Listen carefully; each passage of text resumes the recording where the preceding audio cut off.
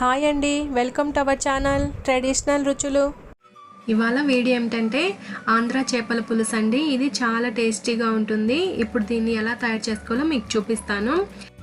ముందుగా చేప ముక్కలన్నిటినీ ఈ విధంగా శుభ్రంగా ఉప్పు పసుపు వేసేసుకొని కడుక్కొని పక్కన పెట్టేసుకోవాలండి.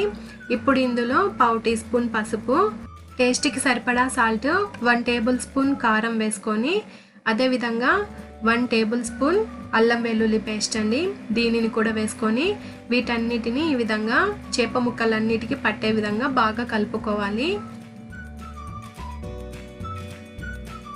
ఇక్కడ నేను 2 కేజీలు చేపలండి ఇవి, అందుకనే నేను కొంచెం క్వాంటిటీస్ ఎక్కువగా తీసుకున్నాను. మీరు కొంచెము తక్కువగా చేసుకునే పాటైతే క్వాంటిటీ కూడా తగ్గించుకొని చేసుకోండి. అదేనండి పసుపు, కారము, ఉప్పు, ఇవన్నీ ఆయిల్ కూడా తగ్గించి వేసుకోండి.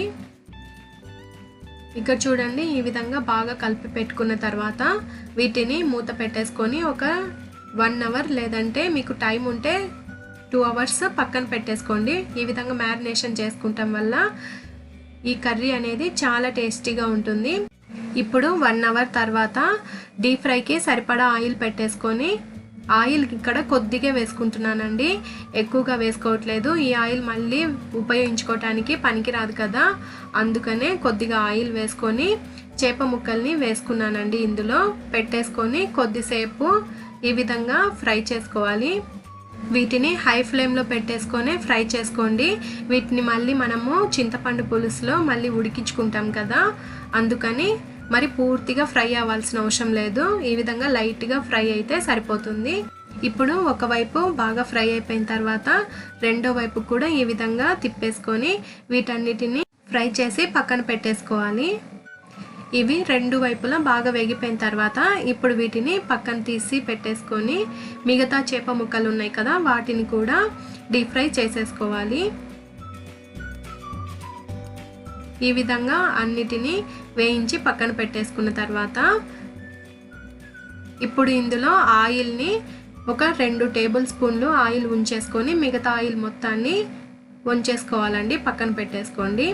ఇప్పుడు ఆయిల్లో ఒక 10 మెంతులు వేసుకుంటున్నానండి. అవి కొద్దిగా వేగిపోయిన తర్వాత ఇప్పుడు ఇందులో ఒక పెద్ద ఆనియన్ని ఈ విధంగా చిన్న చిన్న ముక్కలుగా కట్ చేసి ఇందులో వేసేసుకుంటున్నాను.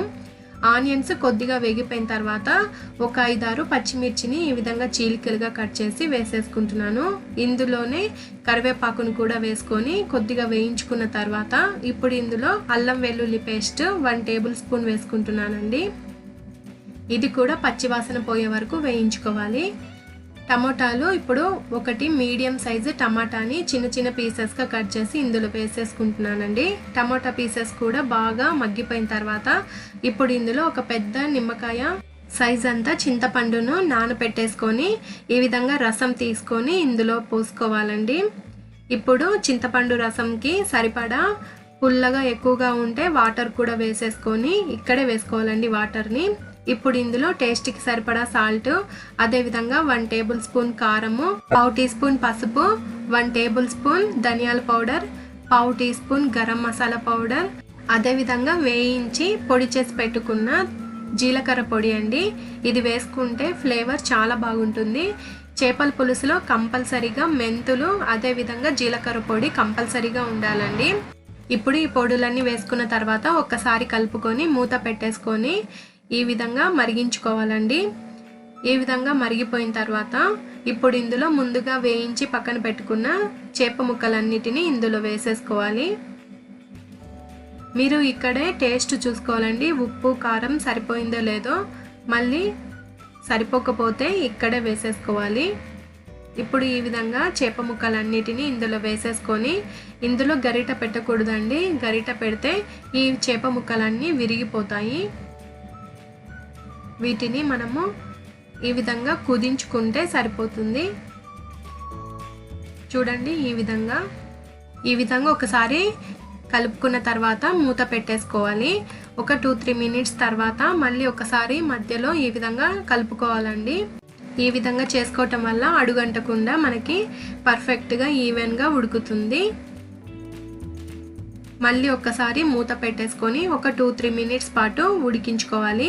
ఇదంతా మనము మీడియం ఫ్లేమ్లో పెట్టి చేసుకోవాలి.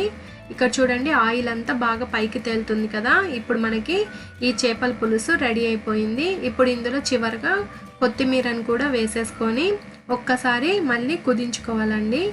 ఈ విధంగా చేసుకొని స్టవ్ ఆఫ్ చేసేసుకొని సర్వింగ్ బౌల్లోకి సర్వ్ చేసేసుకుంటే ఎంతో టేస్టీగా ఉండే ఆంధ్ర చేపల పులుసు రెడీ అయిపోయింది.